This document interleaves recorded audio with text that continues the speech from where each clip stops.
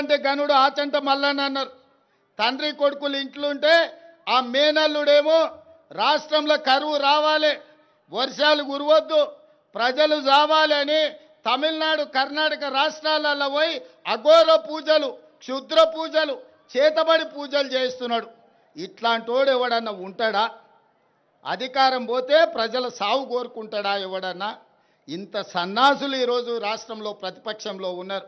కాబట్టి వాళ్ళు ఎన్ని పూజలు చేసినా, ఎన్ని క్షుద్ర పూజలు చేసినా, అఘోరరావు గారు అఘోర పూజలు చేసినా దేవుడు మన వైపు ఉన్నాడు.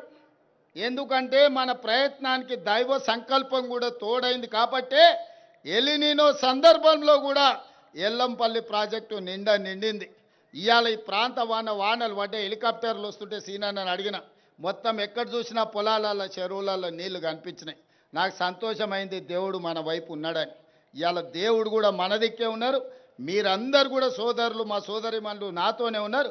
మంచి పరిపాలనను అందించుకుందాం, పాడి పంటలు పండించుకుందాం, తెలంగాణ రాష్ట్రాన్ని సుభిక్షంగా పరిపాలన చేసుకుందాం. మన రాష్ట్రాన్ని మనమే బాగు చేసుకొని మన రాష్ట్రాన్ని మనమే అభివృద్ధి పదం వైపు నడిపించుకుందామని తెలియజేస్తూ మీ అందరి దగ్గర సెలవు తీసుకుంటున్నా. పరకాలలో కూడా మీటింగ్ ఉన్నది, అక్కడ మిగతా విషయాలంతా మళ్ళీ మాట్లాడతాం. మా యువకులందరినీ కూడా అక్కడికి రమ్మని చెప్తూ మీ అందరి దగ్గర సెలవు తీసుకుంటున్నాను.